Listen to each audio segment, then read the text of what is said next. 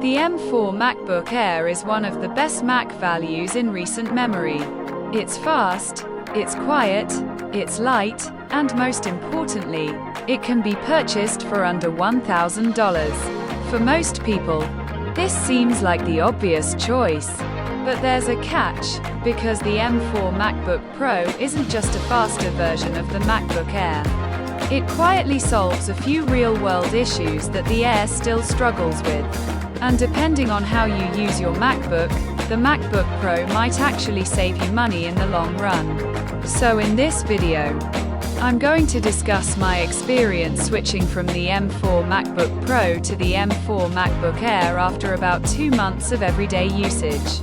Okay, so first off, I've been on the base model train for a while now, and it's no different with the M4 lineup. So I have the base model, the cheapest M4 MacBook Pro you can get. And I also have the cheapest M4 MacBook Air that you can get. And you can see those spec differences on screen right now. And the most noteworthy difference here has to be the price. Because there's a $600 price gap between the 13-inch MacBook Air and the 14-inch MacBook Pro.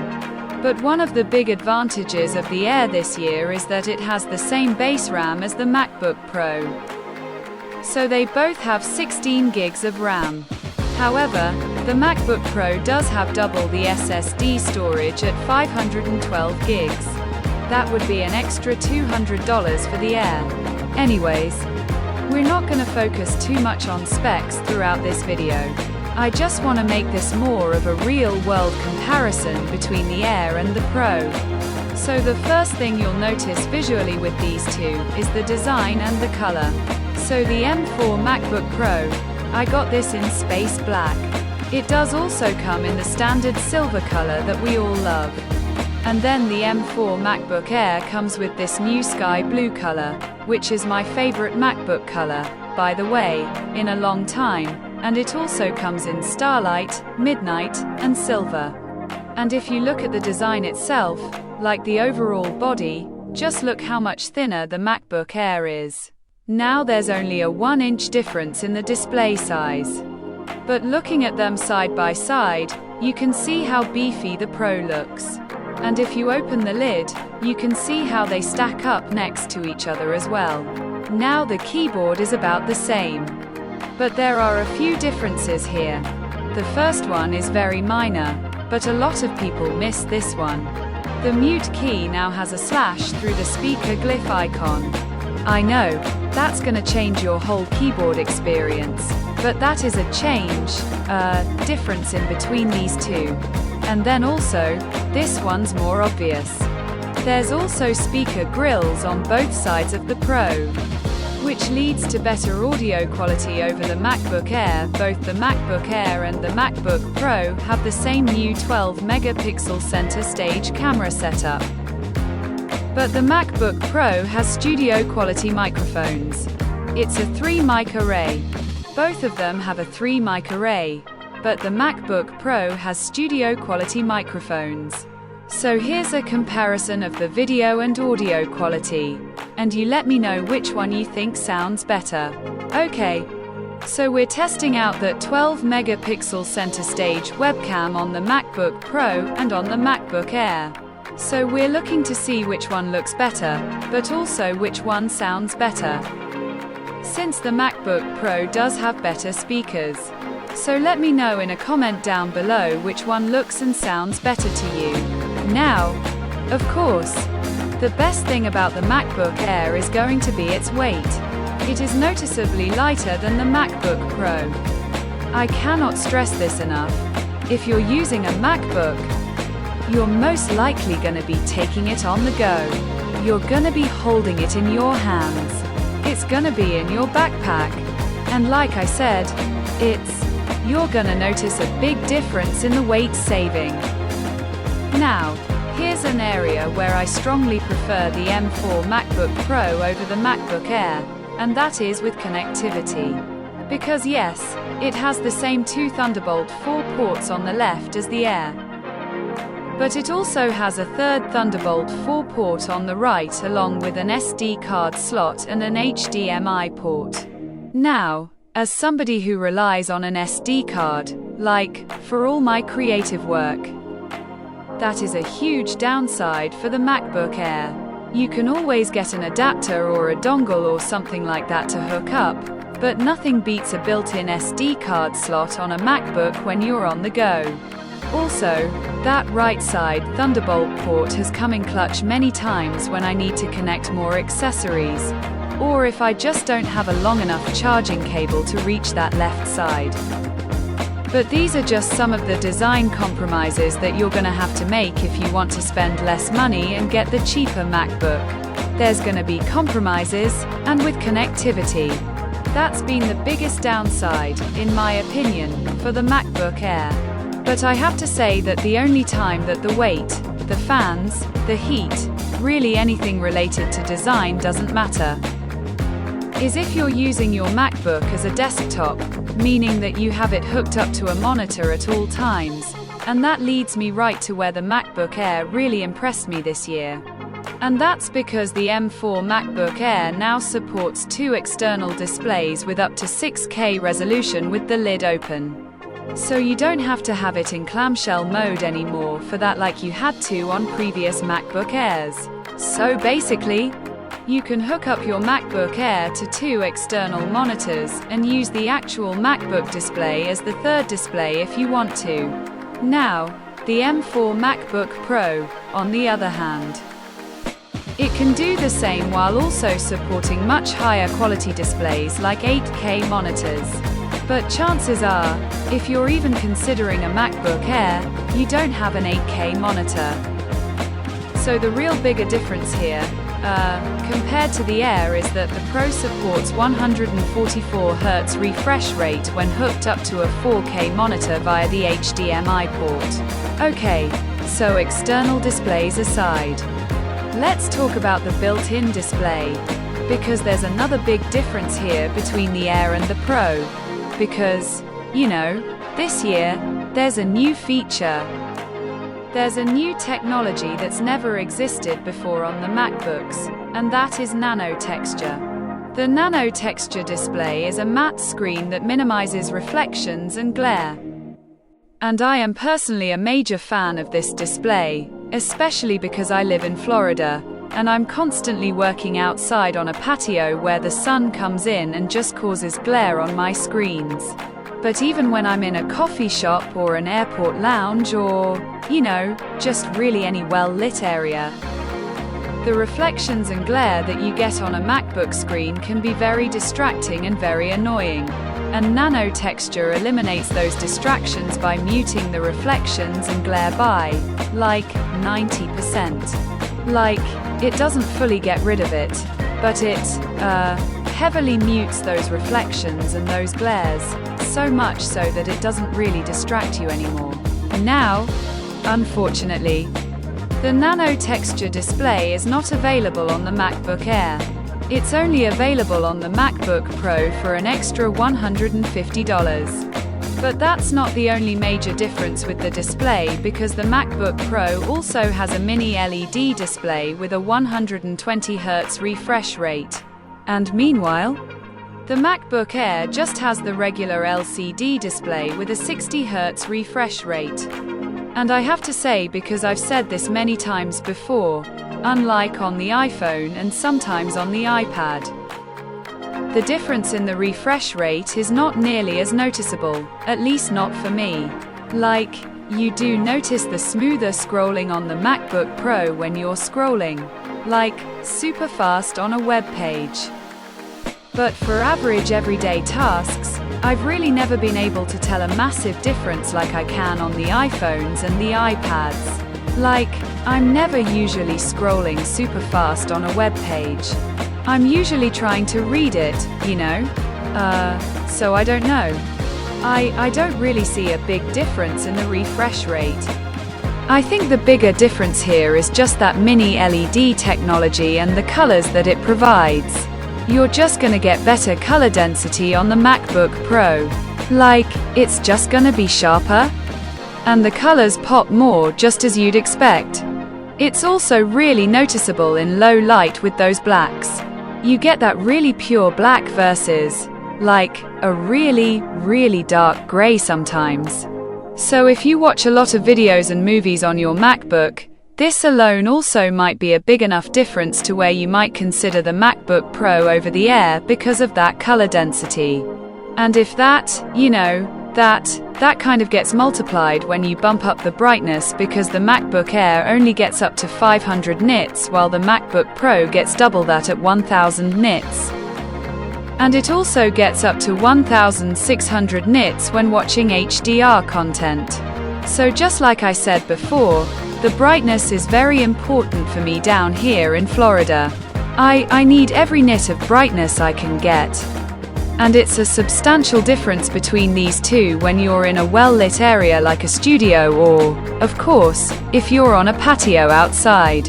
Honestly, just using these day to day, you're really not gonna tell a huge difference between these two. Like, that may be a hot take.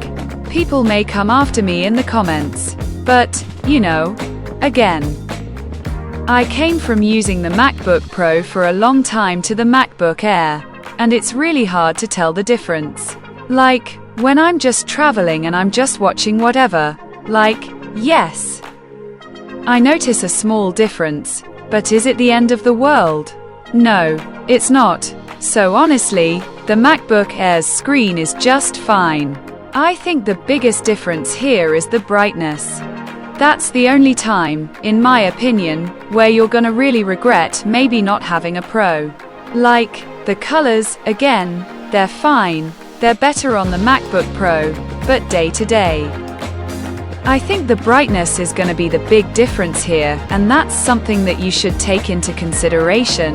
Now, speaking of the brightness and going outside, let's talk about portability and traveling with these MacBooks, because there's not much different here other than, what we've said in years past. But it's still worth mentioning that the 13-inch MacBook Air is just the king of travel. It fits perfectly in the airplane tray.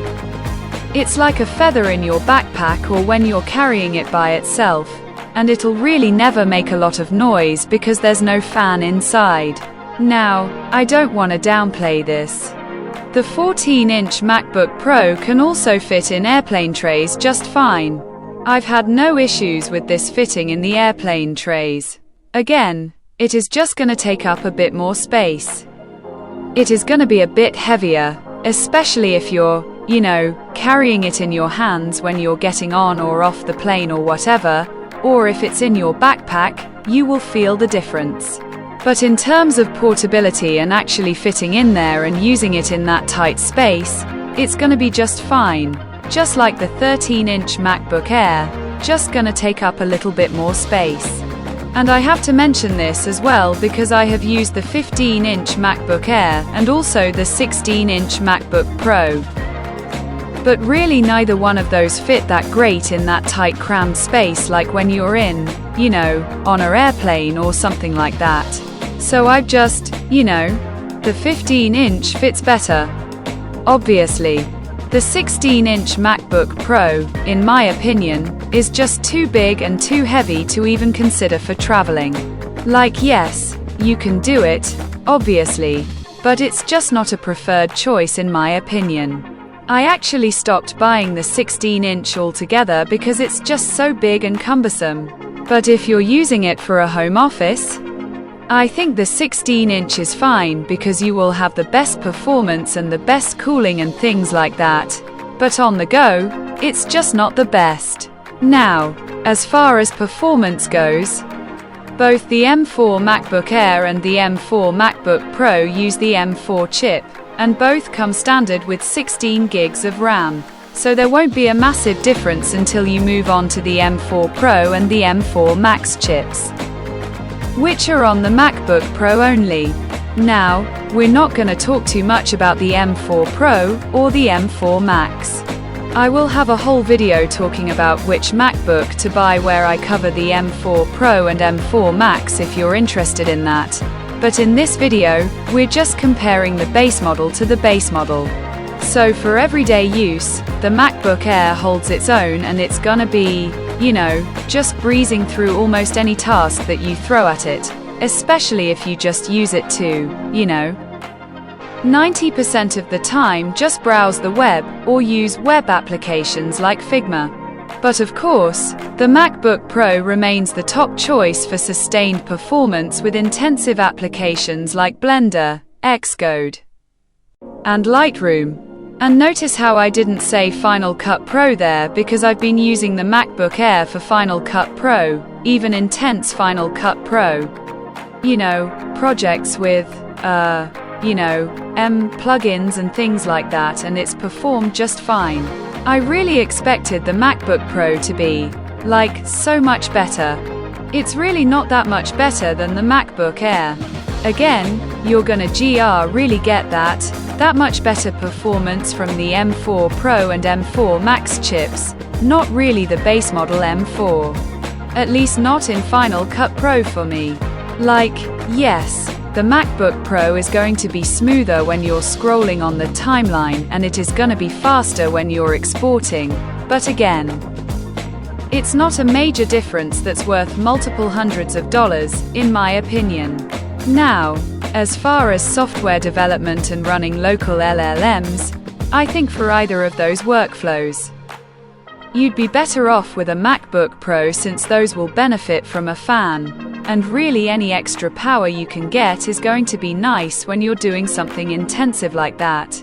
And if you're really into LLMs, you probably want to look at the M4 Pro or M4 Max MacBook Pro. And since we're on the subject of the performance here, we have to talk about the heat management as well. The thermals, because the MacBook Air does tend to get a bit more toasty than the MacBook Pro under heavy load, since, of course, it does not have a fan to cool it down. But it never really gets so hot that I, can't have it sitting on my legs. It doesn't, burn my hairs off on my legs like the past MacBooks have, Intel MacBooks specifically. But yeah, it gets hotter, but it's really not a huge difference. And if you've been watching my channel for a while, you know what I always say about lithium-ion batteries, and that is that heat is the #1 enemy of lithium-ion batteries. So if you made an assumption right now about which one got better battery life, you would probably be right. Apple rates the MacBook Air for 15 hours of web browsing and the Pro for 16 hours. But in my usage, I don't even notice an hour difference between the two unless I'm doing something intensive for, at least 30 to 45 minutes. Then the MacBook Pro starts to outshine the Air. And if you watch videos on your MacBook, the Pro will get a few additional hours of battery, so it's 18 versus 24 hours, a pretty big difference on paper there. And really, these days, you almost never consume your entire MacBook battery in a regular, single day. I constantly come back to my MacBook within, the next day to maybe 3 days, and I still have juice left. So I really try to not pay too much attention to, how much I use in a single day, because I usually get more than just 1 day of battery life. Unless I'm traveling and I'm not able to charge a lot and I'm doing really intensive things, usually, I do notice that the MacBook Pro lasts a little bit longer. But it's not a huge difference, and again, it's really spread out over multiple days.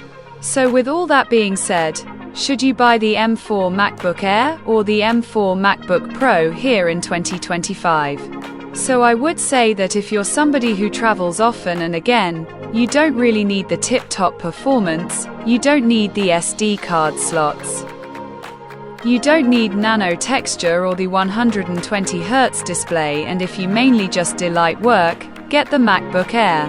The M4 MacBook Air is easily going to be the best choice for you. This is honestly the perfect travel companion. The performance is excellent. It's lightweight, makes a big difference over time, and in my opinion, this new sky blue color is stunning. Again, it's my new favorite MacBook color, period. Also, the slightly larger version of the MacBook Air, the 15-inch model, is a great choice if you want that bigger display but you don't want to break the bank getting a big MacBook Pro. And like I said earlier, do not underestimate the power of the MacBook Air. Like, it's not a Pro, but it performs better than any previous MacBook Air, and it's more noticeable on the M4 in my opinion than any previous year. And maybe it's the RAM upgrade. Maybe it's the M4 chip. I'm not sure. But this is the biggest year-over-year difference, in my opinion, for the MacBook Air in terms of performance and just overall the whole package. And in reality, most people will never need the full power of the MacBook Pro like you needed in years past. Like, even when M1 came out, I really recommended the MacBook Pro because, you know, I just thought that it would last longer and it would just be the one to get if you needed any type of performance, even with, like, video editing and things like that. And that pretty much held true. Like, I think the MacBook Pro was still a better buy back then. But these days, I just think the MacBook Air is going to be the best choice for the majority of people. But like I said early on in the video, it's not all about the performance and the battery life. It's also about practicality and what you use your MacBook for. Because like I said, you might actually end up spending more by buying a MacBook Air than just buying a MacBook Pro. And that's because you don't need to buy things like dongles. You don't need to buy extra storage. You don't need to buy all these extra things. Because the MacBook Pro comes with that. Again, we have the extra USB-C port.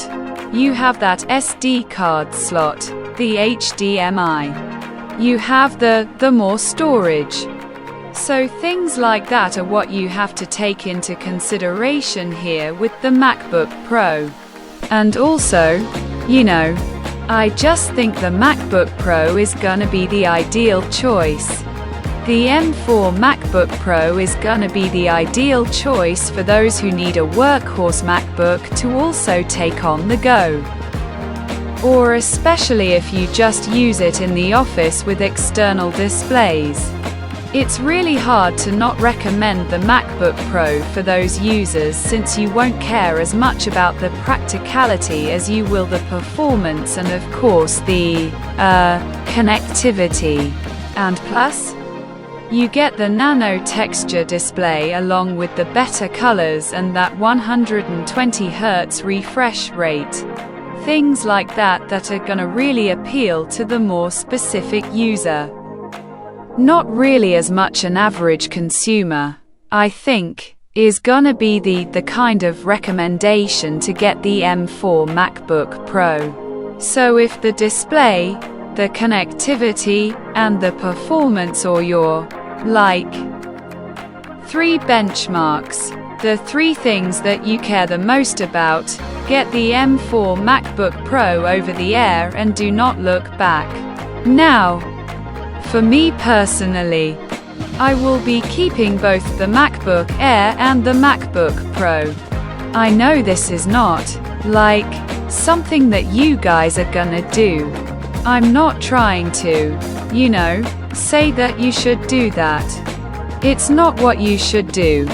I review these for a living, so I have to, you know, be up to date on them.